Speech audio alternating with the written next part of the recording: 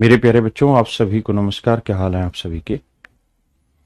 उम्मीद है आप ठीक ठाक होंगे, मस्त होंगे, बढ़िया होंगे। मेरे नन्हे मुन्ने प्यारे बच्चों, आज की शाम आपके नाम है। आइए,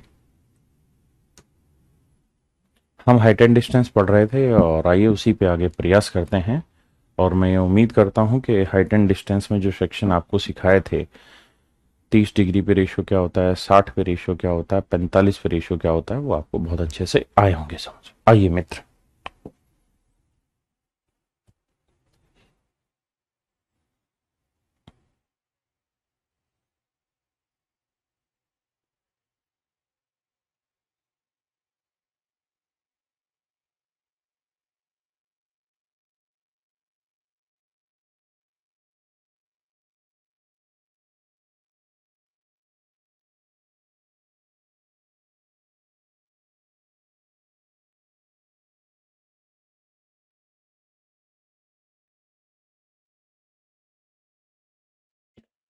करिए मेरे बच्चे।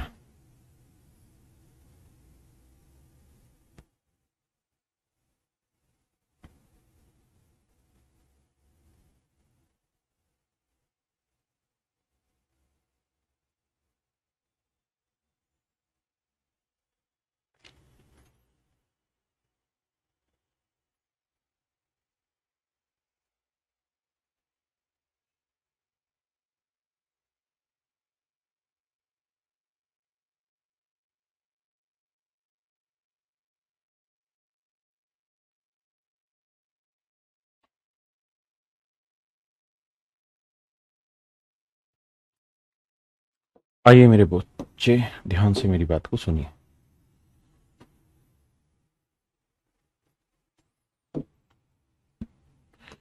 सवाल में क्या कह रहा है, ध्यान से समझिए। कह रहा है जी, ये कोई मॉल है। Let's say this would be the mall. ठीक है जी। और ये बाबू जमीन है। ये मेरे भाइयों क्या है? जमीन। ठीक है मित्र, ये मॉल है, ये जमीन है। तो सवाल में कह रहा है कि भाई यहां से इसके टॉप को देखो। दिख रहा है? हाँ जी, दिख रहा है। अब कहता है बीच में एक पेड़ आता है। बीच में एक पेड़ आता है, और जो पेड़ आता है वो इस तरीके से है।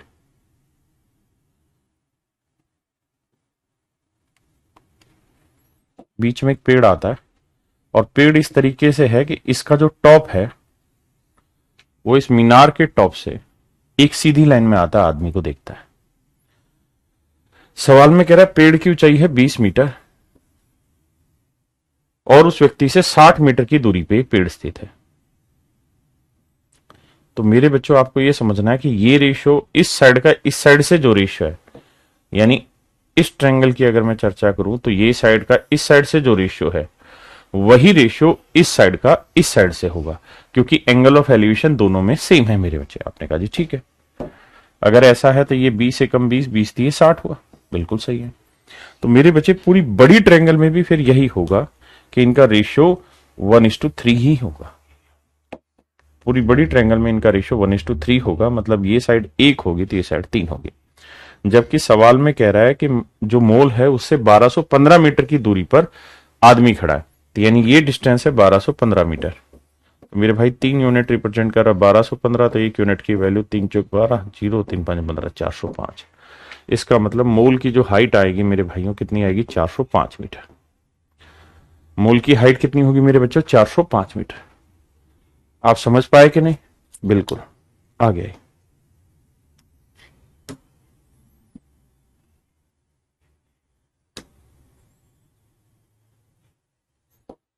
करिए जी।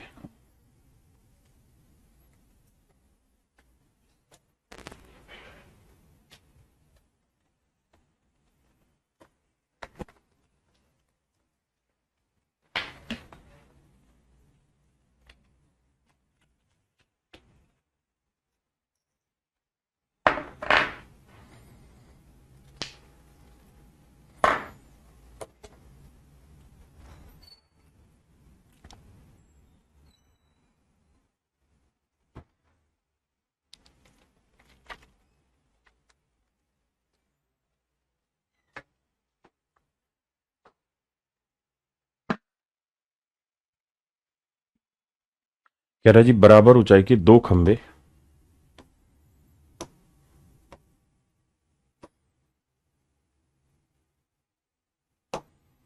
बराबर ऊंचाई के दो खंबे एक 100 मीटर चौड़ी सड़क के दोनों ओर आमने सामने खड़े। दो खंबे हैं मेरे भाई बराबर ऊंचाई के, जितनी हाइट का ये खंबा है उतनी ही हाइट का दूसरा खंबा।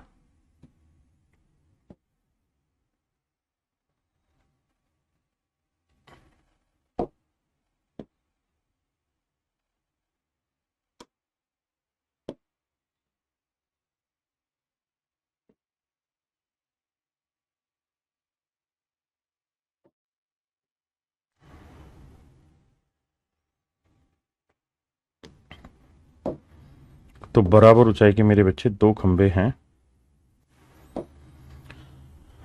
एक 100 मीटर चौड़ी सड़क के दोनों ओर खड़े हैं। कहता है 100 मीटर चौड़ी सड़क है, इसके दोनों ओर खड़े हुए। बिल्कुल ठीक है।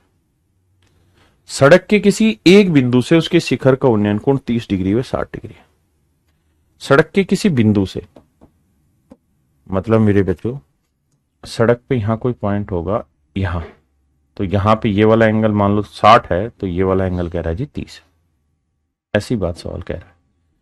कह रहा है भाई ये मान लीजिए 60 डिग्री है तो ये वाला 30 डिग्री। अब आपको बेसिक बात समझनी है कि भाई 60 डिग्री के लिए परपेंडिकुलर और बेस का रेशियो क्या होता है, √3 होता है परपेंडिकुलर, बेस होता है 1। 30 डिग्री के लिए परपेंडिकुलर 1 तो बेस √3। अब सवाल ने कहा क्या है, कहा यह है कि भाई दोनों की हाइट सेम है। अगर दोनों की हाइट सेम है तो सेम करो, तो इधर सेम करने के लिए क्या करेंगे, √3 से गुना, तो इधर करोगे तो इधर भी करना होगा। यानी 30 डिग्री के लिए परपेंडिकुलर √3 होगा तो बेस आ जाएगा 3। 30 डिग्री के लिए परपेंडिकुलर √3 होगा तो बेस आ जाएगा 3, और 60 के लिए परपेंडिकुलर √3 है तो बेस आया 1। तो ये लेंथ 1 है और ये लेंथ 3 है, तो टोटल लेंथ हो गई 4 यूनिट। ये हो गई सड़क की चौड़ाई, और सड़क की चौड़ाई 4 यूनिट नहीं 100 मीटर दे रखी है। तो मेरे भाई 4 यूनिट 100 मीटर, तो 1 यूनिट की वैल्यू 25 मीटर। 1 यूनिट की वैल्यू मेरे बच्चों 25 मीटर। बहुत सुंदर। तो 1 यूनिट की वैल्यू है मेरे भाइयों 25 मीटर। पूछ क्या रहा है, तो पूछ ही रहा है खंबे की ऊंचाई याद करो। तो खंबे की ऊंचाई √3 है, तो 1 यूनिट 25, तो √3 यूनिट कितना हो जाएगा 25 √3। यानी हर खंबे की ऊंचाई हो जाएगी मेरे भाई 25 √3 मीटर। हाँ जी,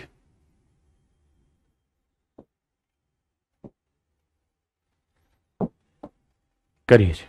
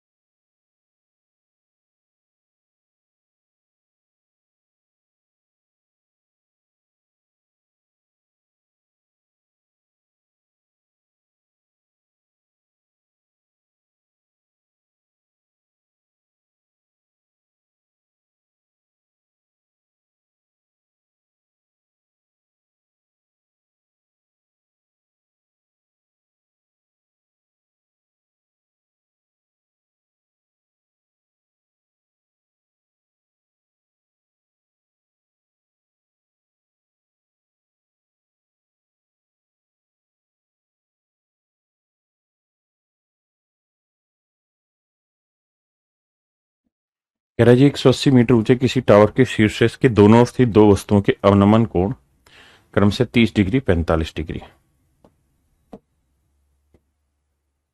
मेरे भाई ये कोई टावर है ना, सॉरी जमीन है।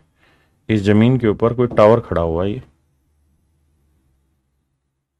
कहता है इस टावर से ऊपर से नीचे की तरफ देख रहे हैं तो दो चीजें अपोजिट डायरेक्शन में है, दोनों ओर स्थित है, एक उधर है तो एक इधर है। और इनके कोण क्रम से 30 डिग्री और 45 डिग्री है, यानी ये कोण 30 डिग्री है तो दूसरे वाला मेरे बच्चे 45 डिग्री है अवनमन। लेकिन आप जानते हैं कि काम तो ये एंगल ऑफ एलिवेशन की तरह ही करेंगे, समझाया था। तो मेरे भाई ये मान लीजिए 45 डिग्री है तो ये वाला 30 डिग्री होगा। अब आप ये बात खूबसूरती से समझ सकते हैं क्या कि 30 डिग्री बताता है सामने वाली साइड 1, तो ये वाली साइड √3 बिल्कुल।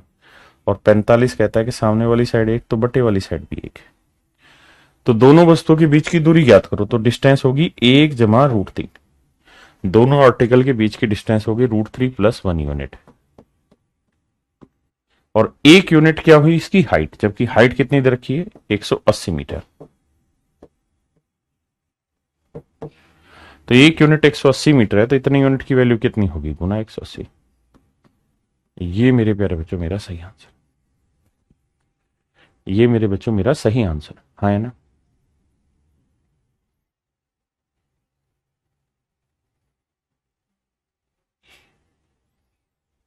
करिए मेरे बाबू।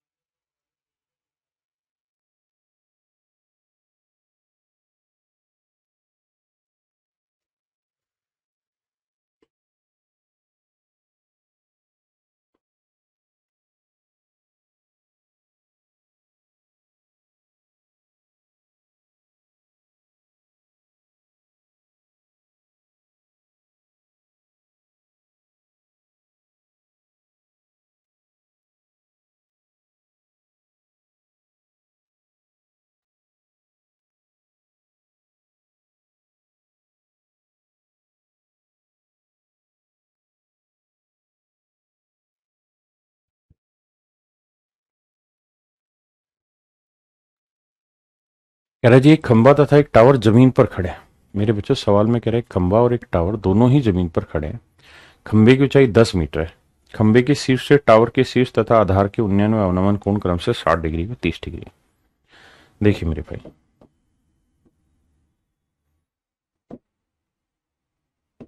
ये जमीन है, ठीक है जी।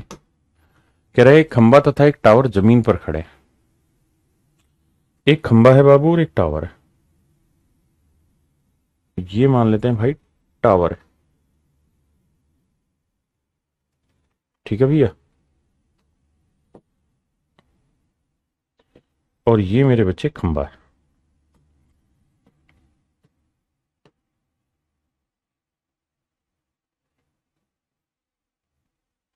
किसी में कोई दिक्कत है कि इतने नहीं। खंबे की ऊंचाई कहता है 10 मीटर है, बहुत बढ़िया मेरे प्यारे बच्चों। खंबे की ऊंचाई है 10 मीटर। खंबे के शीर्ष से टावर के शीर्ष और उसके आधार के उन्नयन व अवनमन कोण कहता है उसके एंगल ऑफ एलिवेशन और एंगल ऑफ डिप्रेशन। तो एंगल ऑफ एलिवेशन है 60 डिग्री। सवाल में ये कह रहा है कि भाई यहां से इसके टॉप का एंगल ऑफ एलिवेशन जो है वो तो है 60 डिग्री। हाँ जी, अब एलिवेशन बनता है आंख के पैरेलल लाइन पे मेरे बच्चे, यानी ये जो लाइन बनेगी, ये जो लाइन बनेगी कहता है ये वाला एंगल है 60 डिग्री। और कह रहा है भैया यहां से इसका जो एंगल ऑफ डिप्रेशन बन रहा है इसके फुट का, इसी आदमी की आंख से एंगल ऑफ डिप्रेशन भी बन रहा है इसके फुट का, तो वो जो एंगल बता रहा है वो बता रहा है मेरे भाई 30 डिग्री।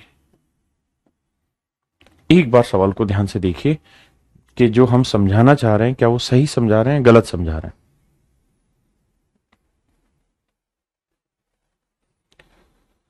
तो आइए देखते हैं, कोशिश करेंगे।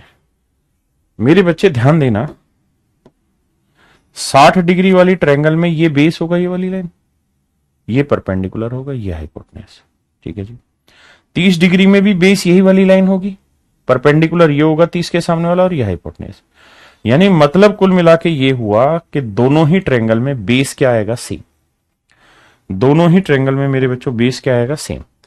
तो 60 डिग्री के लिए परपेंडिकुलर √3 तो बेस 1, जबकि 30 डिग्री के लिए परपेंडिकुलर 1 तो बेस √3।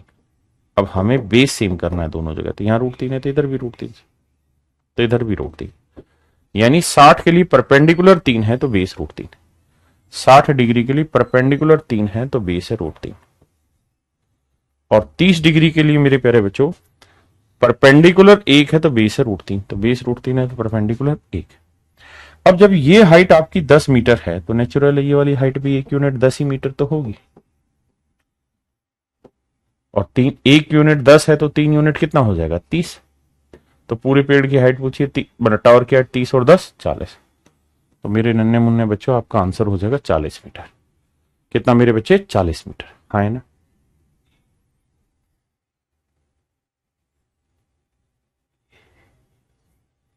करिए मेरे भाई।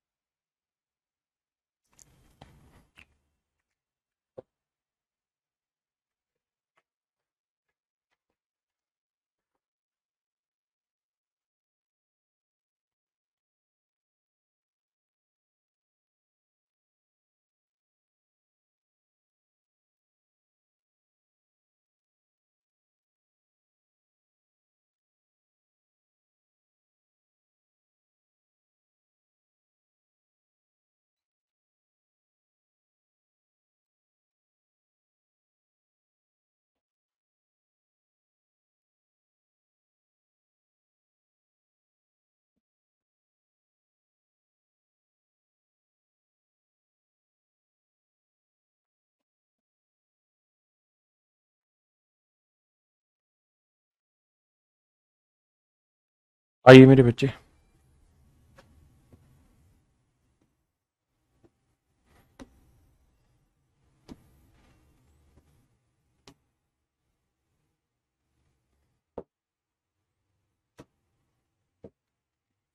रहा है किसी समतल से ऊर्ध्वाधर खड़े टावर AB के शीर्ष पर उसी तल में स्थित किसी बिंदु P से बनाया गया उन्नयन कोण 60 डिग्री। मेरे बच्चों ये तो हो गई आपकी जमीन, ये हो गई जमीन। हाँ जी।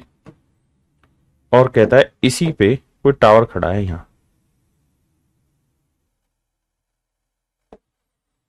और सवाल में कह रहा है कि जमीन से 10 मीटर की ऊंचाई पर, 10 मीटर की ऊंचाई पर, ये था ना, कहते हैं किसी समतल में ऊर्ध्वाधर खड़े टावर AB के शीर्ष पे स्थित किसी बिंदु P से बनाया गया उन्नयन कोण 60 डिग्री है, एक दूसरा बिंदु Q जो बिंदु P से 10 मीटर ऊपर है। ठीक है, ये मेरे बच्चों है टावर। ठीक है, तो ये कोई पॉइंट था P। ठीक है जी, ये कोई टावर है AB। तो सवाल में ये कह रहा है कि भाई इस पॉइंट से P से इसके टॉप का एंगल ऑफ एलिवेशन बनाया गया। बहुत सुंदर जी। फिर क्या हुआ, फिर ये हुआ कि ये जो बिंदु P है इससे 10 मीटर ऊपर कोई बिंदु है Q, 10 मीटर ऊपर कोई बिंदु है मेरे बच्चे Q। इस Q से भी एक पॉइंट तैयार किया गया A पे। ठीक है जी, कहता जी इसका उन्नयन कोण 30 है। नहीं, एक मिनट, एक दूसरा बिंदु Q जो P से 10 मीटर की ऊंचाई पर स्थित है से टावर के पाद के साथ बनाया गया अवनमन कोण। मेरे भाइयों ये वाला कोण है अवनमन कोण कह रहा है, ये वाला कोण कह रहा है। हाँ जी, ये वाला कोण कह रहा है, कहता है जी अवनमन कोण है कितने डिग्री का मेरे भाई, ये वाला कोण दे रखा है 30 डिग्री का। हाँ जी, एंगल ऑफ डिप्रेशन नीचे देख रहा है। अच्छा, जितना ये होगा उतना ये होगा। आप कहेंगे हाँ सर इसमें कोई दिक्कत नहीं। तो अगर आपको बुरा ना लगे तो इस लाइन को हटा दें, क्योंकि इसका रिलेवेंस तो है नहीं अब ज्यादा। अब मेरे बच्चों ये वाला कौन दे रखा है 60 डिग्री।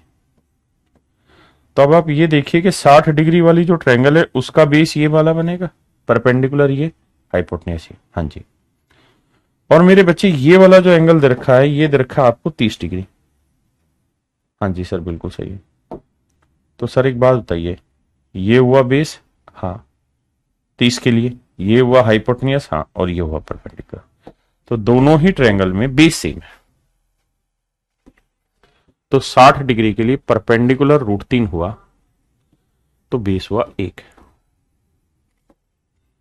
जबकि 30 डिग्री के लिए बाबू परपेंडिकुलर 1 हुआ तो बेस हुआ √3। और दोनों जगह में क्या सेम करना है भाई, बेस। तो बेस सेम करते हैं, यहां √3 है तो यहां पे भी √3। तो परपेंडिकुलर 3 हुआ, तो 60 डिग्री के लिए परपेंडिकुलर हुआ 3, बेस √3। और 30 के लिए बेस √3 है तो परपेंडिकुलर हुआ 1। अब मेरे बच्चों ये सोचो कि 1 यूनिट रिप्रेजेंट कर रहा है 10 को, तो 3 यूनिट किसे रिप्रेजेंट करेगा, 30 को। तो मतलब टावर की जो हाइट होगी वो कितनी हो जाएगी, 30 मीटर। टावर की हाइट जो होगी मेरे बच्चों कितनी होगी, 30 मीटर। हाँ है ना, करिए भाई।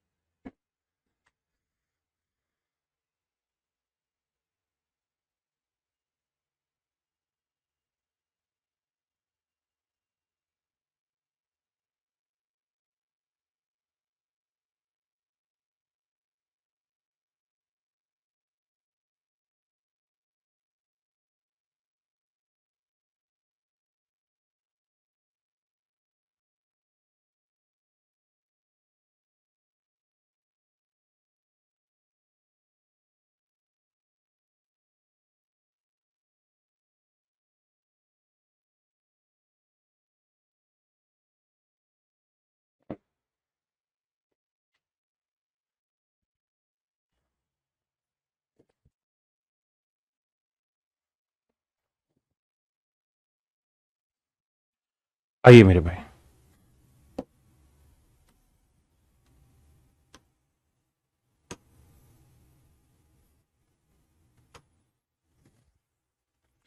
कहता है जमीन पर स्थित किसी बिंदु P से 10 मीटर ऊंचे किसी मकान के शीर्ष का उन्नयन कोण 30 डिग्री है। जमीन पर स्थित किसी बिंदु P से 10 मीटर ऊंचे किसी मकान के शीर्ष का उन्नयन कोण 30 डिग्री।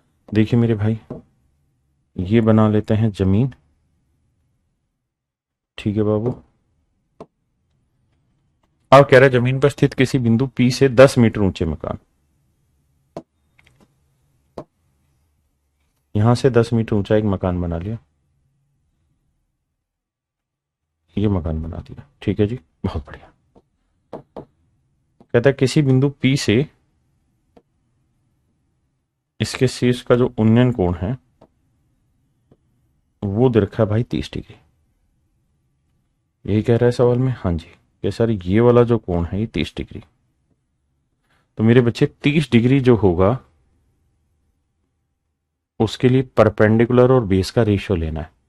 तो परपेंडिकुलर 1 होगा तो बेस √3 होगा। हाँ जी।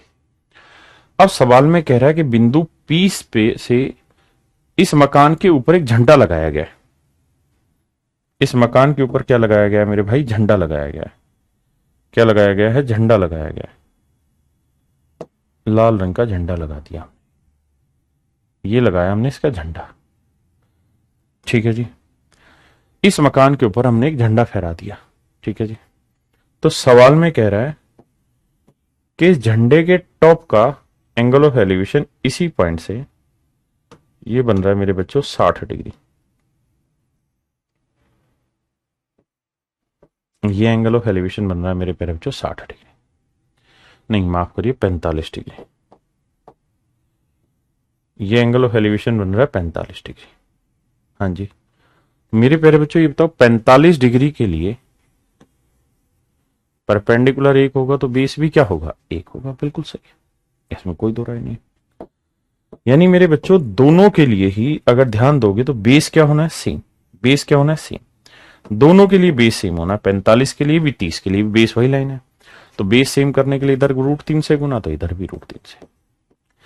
तो 45 डिग्री के लिए मेरे बच्चों परपेंडिकुलर हो गया √3, यानी ये हाइट आ गई √3 और बेस हो गया √3। 30 के लिए परपेंडिकुलर एक तो बेस √3, ये हाइट आ गई एक, ये √3। अब मुझे आप ये बताइए कि ये लेंथ है √3, ये लेंथ है एक, तो ये वाली लेंथ क्या होगी, √3 - 1। यानी आपसे पेपर में ये पूछे कि भाई झंडे की लंबाई बताओ, तो √3 - 1। अब सवाल में कह रहा है कि मकान की हाइट कितनी है, 10। तो एक यूनिट रिप्रेजेंट कर रहा है 10 मीटर को। एक यूनिट है 10 मीटर, तो √3 - 1 यूनिट कितना होगा, तो 10 गुना √3 - 1। √3 - 1, ये मेरे बच्चों मेरा आंसर। 10 गुना √3 - 1 मेरे बच्चों मेरा आंसर होगा। 10 गुना √3 - 1 मेरा आंसर होगा। वो कह रहा है कि भाई √3 की वैल्यू 1.732 ले लो। तो 10 √3 की वैल्यू 1.732 लोगे, -1 करोगे, ये आया 0.732। 10 से गुना करोगे तो ये आएगा मेरे भाई 7.32 मीटर। तो ये होगी मेरे प्यारे बच्चों झंडे की लंबाई या ऊंचाई, जो भी आप जानना चाहे। तो option D is your correct answer. मेरे प्यारे बच्चों ऑप्शन डी आपका बिल्कुल सही आंसर।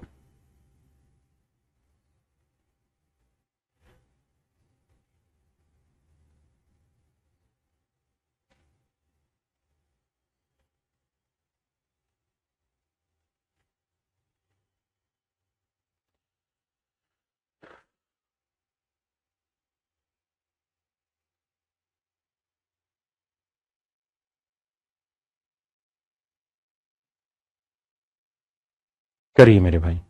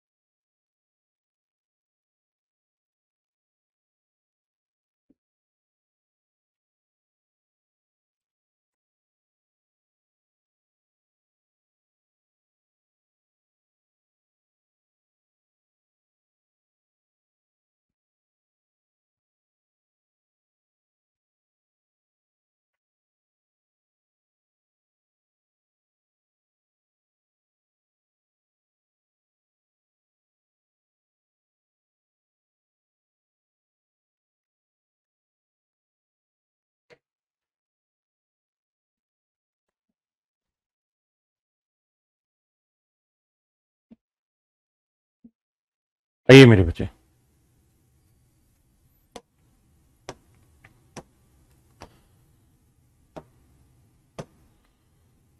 सवाल बहुत बढ़िया, सुनने और समझने की कोशिश करिए। सवाल में कह रहा था angle of elevation of the top of A tower at two points which are at a distance of A and B from foot in the same horizontal line and on the same side of the tower are complementary। complementary का मतलब होता है ऐसे दो कोण जिनका योग 90 degree हो। सप्लीमेंट्री होता है ऐसे दो कोण जिनका जोड़ 180 डिग्री हो। तो यहाँ कॉम्प्लीमेंट्री कह रहा है तो मतलब 90 डिग्री। यहां से बहुत जबरदस्त जबरदस्त सूत्र सामने आएंगे, ध्यान दीजिएगा। कहता है जी ये कोई टावर है, ये कोई टावर है, ठीक है जी। इसकी हाइट हम h मान ले रहे। सवाल में कह रहा है जी इससे a और b मीटर की दूरी पर, a मीटर और b मीटर की दूरी पर इसके जो एंगल ऑफ एलिवेशन है वो मेरे बच्चे ये a मीटर मान लीजिए, ये b मीटर। कह रहा जी वो कॉम्प्लीमेंट्री है। कॉम्प्लीमेंट्री का मतलब जिन दो कोणों का योग 90 डिग्री हो, यानी ये वाला थीटा है तो ये वाला 90 माइनस थीटा, ये थीटा है तो ये 90 माइनस थीटा है ना। ऐसा सवाल ने कहा है।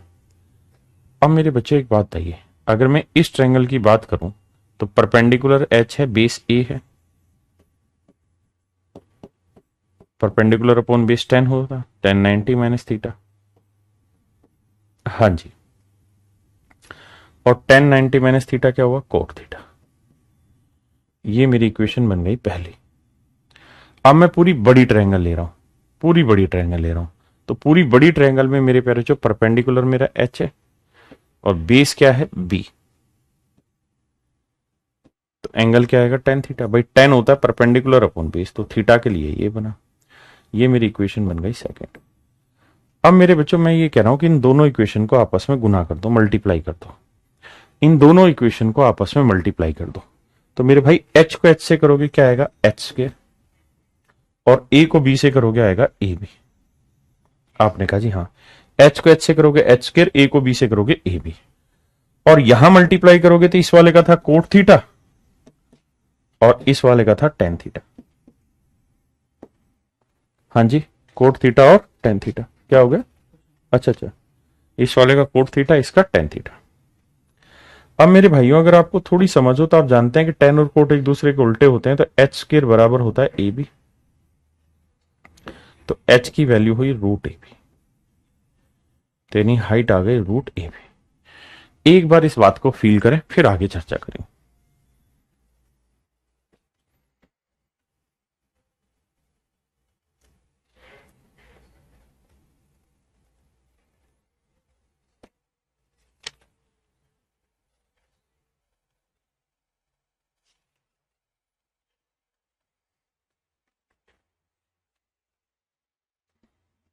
हाँ जी, अब मेरे बच्चों यहां से मुझे बहुत सारी बातें आपको समझानी है, दिमाग लगा के समझिएगा।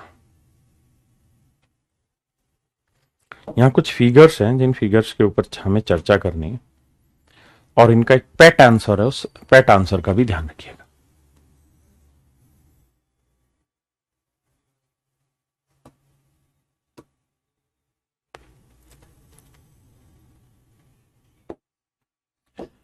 मेरे भाइयों अगर सवाल में ऐसा कहे कि ये कोई टावर है, इसकी हाइट बताओ क्या होगी अगर इस टावर के बेस से a मीटर और b मीटर की दूरी पर स्थित दो बिंदुओं से इनके एंगल ऑफ एलिवेशन या एंगल ऑफ डिप्रेशन, डिप्रेशन होगा ऊपर से देख रहा है, एलिवेशन नीचे से देख रहा है, तब भी मतलब मेरे बच्चे वही है क्या कि भैया अल्टरनेट इंटीरियर एंगल होने से ज्योमेट्री में सेम ही रह जाते हैं। तो ये थीटा मानोगे तो इसे ले लोगे 90 माइनस थीटा। हाँ जी बिल्कुल सही है। तो मेरे भाई हाइट आपसे पूछेगा क्या होगी, तो हाइट हमेशा ही ध्यान रखना रूट ए बी होगी, हाइट हमेशा ही रूट ए बी होगी, पक्का। अब मेरे बच्चों इसी ट्रायंगल को लेके एक कहानी और बनाएगा। ट्रायंगल ऐसे ना देके वो ट्रायंगल ऐसे देगा कि इस ट्रायंगल को घुमा देगा, ऐसे देगा ट्रायंगल, ऐसे देगा मेरे बच्चे ट्रायंगल, और आपसे कहेगा कि इस पॉइंट से इसको मिलाया और इस पॉइंट से इसको मिलाया, इसके टॉप को, तो या तो कहेगा ये वाले एंगल कॉम्प्लीमेंट्री है, नहीं भी समझोगे तो आप ये बताओ त्रिभुज के तीनों कोणों का योग 180 होता है, ये 90 है, ये 90 माइनस थीटा, तो ये वाला एंगल क्या आया थीटा। अब पूरे में देखो ये थीटा है, ये 90 है, ये थीटा है, तो ये पूरा बड़े वाला क्या आएगा 90 माइनस थीटा। आप कहोगे हाँ सर मतलब वही है, तो ये एंगल नहीं देगा तो ये वाला एंगल देगा। कि भाई इस पॉइंट से ए मीटर हाइट को देखा, इसी पॉइंट से बी मीटर हाइट को देखा, और इन दोनों कोणों का जोड़ 90 डिग्री, 90 माइनस थीटा। तो भी मेरे बच्चे ध्यान ये रखना कि ये वाली वैल्यू रूट ए भी रहेगी, ये वाली वैल्यू मेरे बच्चे रूट ए भी रहेगी। अब इसी में वो दिमाग क्या दौड़ाएगा, क्योंकि वो तो शैतान है, वो शैतानी क्या करेगा आपके साथ, वो शैतानी ये करेगा कि जो ये फिगर बन रही है ना, ये वाली,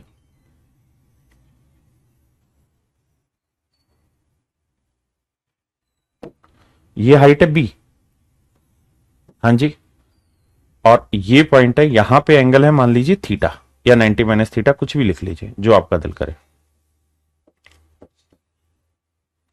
ठीक है जी।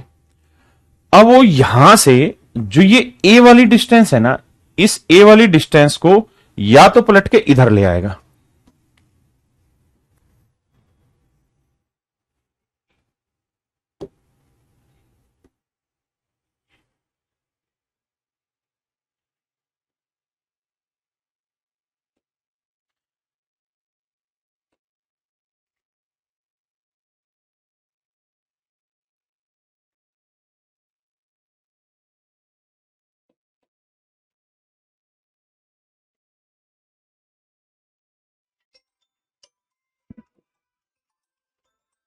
एक सेकंड काम करो।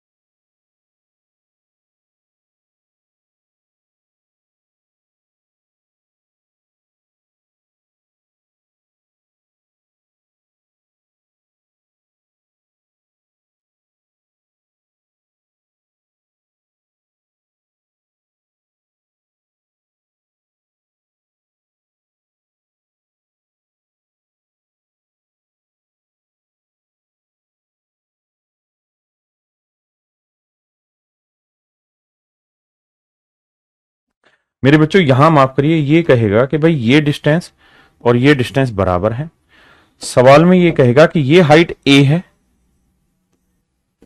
ये हाइट बी है, ये दोनों एंगल कॉम्प्लीमेंट्री, अगर ये 90 माइनस थीटा है तो ये थीटा है, हाँ जी, और ये इस पूरी यहां से यहां तक की लेंथ का मिड पॉइंट है, ये पूरी लेंथ का क्या है मेरे बच्चे, मिड पॉइंट, हाँ जी। तो कहेगा कि ये लेंथ बताओ क्या होगी, ये वाली लेंथ बताइए क्या होगी, तो मेरे बच्चों ये लेंथ रूट ए बी होगी, और ये वाली लेंथ भी रूट ए बी होगी, ये वाली लेंथ भी रूट ए बी होगी, और मेरे बच्चों ये वाली लेंथ भी रूट ए बी ही होगी। ये बात ध्यान रखना। आप कहें कैसे होगी, तो बेसिकली सोल्व करके देख लीजिए डिटेल में, तो आपको समझ में आ जाएगा, पक्का, बहुत बढ़िया। अब आते हैं उससे भी आगे, इसी में एक काम और करता है वो समझदारी का, क्या क्या समझदारी का काम करेगा कि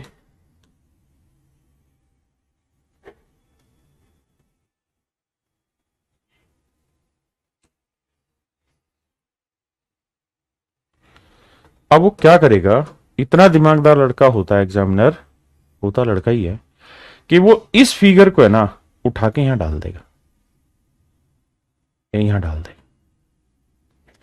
इस फिगर को उठा के यहां डाल देगा, मतलब कहेगा कि भाई ये कोई लेंथ है, और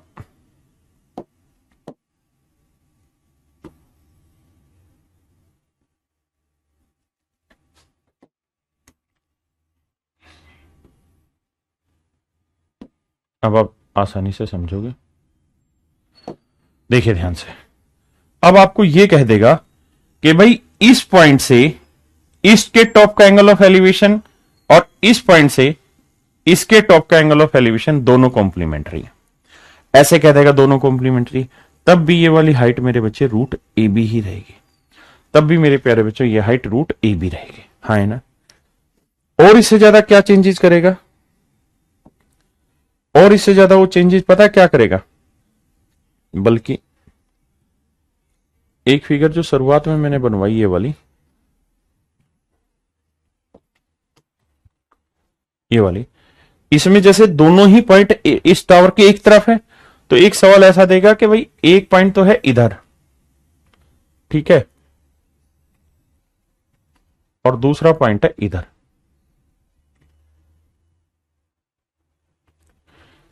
ये टावर है,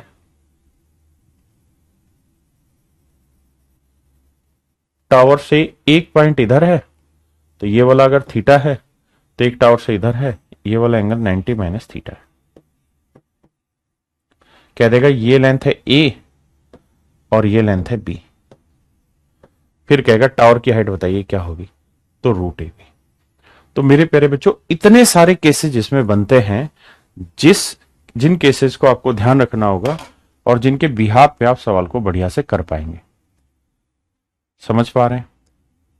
एक भाई कह रहा है इसका मोड़ देगा, हाँ इसको मोड़ देगा मतलब, बिल्कुल बिल्कुल। कमेंट करके बताओ समझ में आ रहा है कि नहीं आ रहा। पीयूष हटा ले, मैं रिफ्रेश कर रहा हूं, हटा दे। मेरे बच्चों कमेंट करना एक बार, आ नहीं रहा आपके कमेंट, यस या नो लिखना एक बार। पीयूष हटा दे अपना वो।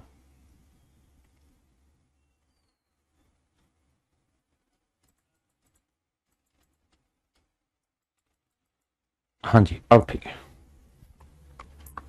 क्लियर है मेरे भाई। तो ये अलग अलग तरीके से फिगर बना के देगा। मक्खन मक्खन हो गया, ठीक है जी। लेकिन सवाल इस पे लगातार बनेंगे, अलग अलग तरीके से बनेंगे, बशर्ते आपको ये चीजें आती हों। हाँ है ना, इससे बाहर आपको पेपर में कुछ नहीं पूछेगा। अब आते हैं सवाल पे।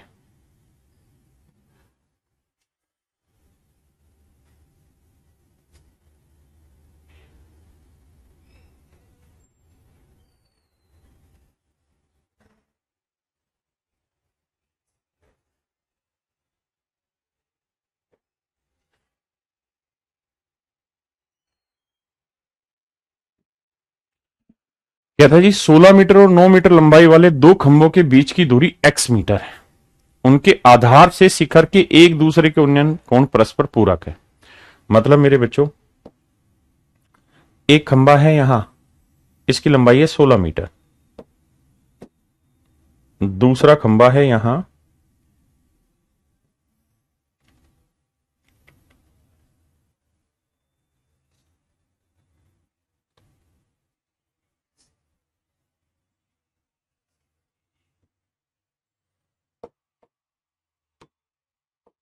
सवाल में कह रहा है कि एक की लंबाई है 9 तो दूसरे की लंबाई है 16, और यहां से इनका एंगल ऑफ एलिवेशन जो है एक दूसरे के बेस से टॉप का, वो कहता है कॉम्प्लीमेंट्री, मतलब ये थीटा होगा तो ये होगा मेरे बच्चों 90 माइनस थीटा।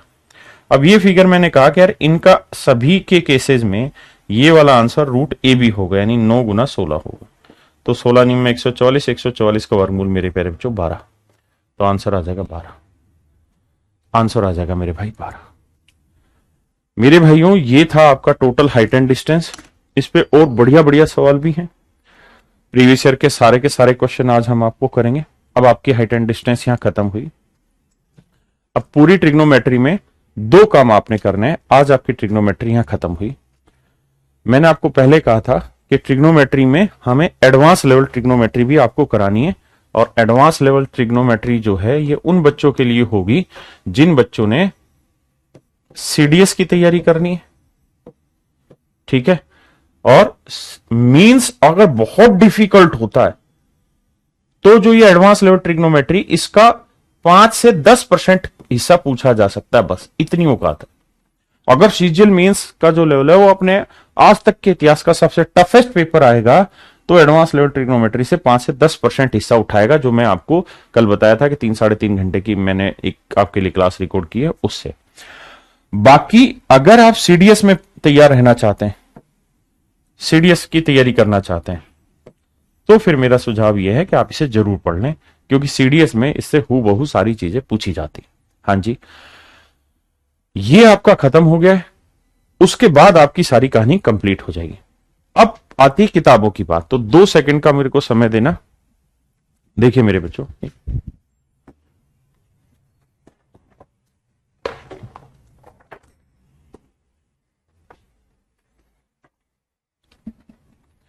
मेरे बच्चे, जो बच्चे सीडीएस की तैयारी कर रहे हैं वो आंख बंद करके, मेरी एक किताब है सीडीएस की, मैथमेटिक्स की, चैप्टर वाइज ये है।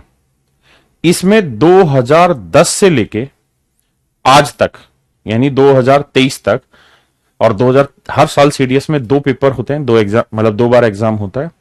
तो कुल मिला के 2010 से लेके आज 2023 तक शायद 14 साल हो गए हैं, तो लगभग 28 या 27 सेट हुए हैं। तो 27 के 27 सेटों के question chapter wise, type wise बांट के आपके सामने पेश कर दिए हैं इस किताब में। और इनके जो सॉल्यूशन है, इनमें से मोस्टली ट्रिग्नोमेट्री के क्वेश्चंस के सॉल्यूशन तो मैंने जो आपको प्रीवियस ईयर क्वेश्चन है उसमें उठाई दिए हैं, हाँ है ना। लेकिन फिर भी बहुत सारे क्वेश्चन ऐसे हैं जिनकी आपको प्रैक्टिस कर लेनी चाहिए, और इस किताब की मदद से आप डेली प्रैक्टिस कर सकते हैं। प्रैक्टिस करने का तरीका मैंने बताया, और मैथ के लिए, सीजीएल के लिए या किसी भी नॉर्मल एग्जाम की तैयारी के लिए मेरी आप 7300 मैथ वाली बुक उठा लीजिए, उससे बाहर कुछ भी नहीं है, सारे प्रीवियस ईयर के क्वेश्चन है।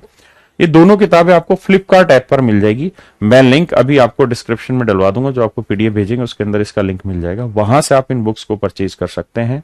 अगर आप सीडीएस के लिए डेडिकेटेड स्टूडेंट्स हैं, you can purchase the book from there, और एसएससी के लिए तो 7300 की किताब खरीद लीजिए। लेकिन सीडीएस वाले बिल्कुल साफ सुथरे तरीके से मेहनत करते रहे। लेकिन अगर एसएससी वाले बच्चे हैं तो आज फ्राइडे, सैटरडे और संडे, ये 3 दिन ऐसे हैं, इन तीनों दिनों में आपका पहला काम ये होगा कि हर चैप्टर, मतलब ट्रिग्नोमेट्री की हर क्लास को 2x की स्पीड पे खटाखट आगे स्क्रॉल करते हुए पढ़ना है।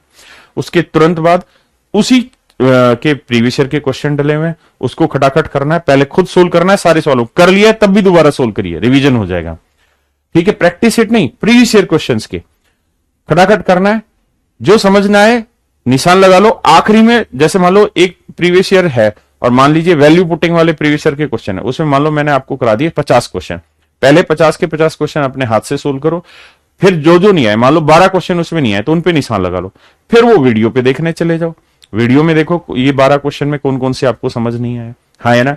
हाइट एंड डिस्टेंस के जो प्रीवियस ईयर के क्वेश्चन है वो अभी मैं आपको अपलोड करा दूंगा थोड़ी देर में। तो ये सारे का सारा काम आज आपको करना है। सर पीछे वाला क्लास नहीं दिख रहा है कहीं पर, कहां से ढूंढे प्लीज सर बताइए। मेरे बेटा श्वेता वहां पे है, मैं आपको हेल्प करवा देता हूं यहां से हेल्प डेस्क से, कि आपको कम्युनिकेट कर देंगे कहां पे क्लास है, ठीक है, कोई दिक्कत नहीं। अब आपका टाइम प्रैक्टिस का है, मंडे को हम मिलेंगे और मंडे को आपके साथ एक नए चैप्टर के साथ डिस्कस करेंगे, और मंडे को ही मैं ये एडवांस लेवल ट्रिग्नोमेट्री आपको अपलोड करूंगा, मंडे शाम तक, कब तक नहीं, ताकि आप खत्म कर लें। तो आज के लिए इतना ही, thank you, have a nice day to everyone my dear.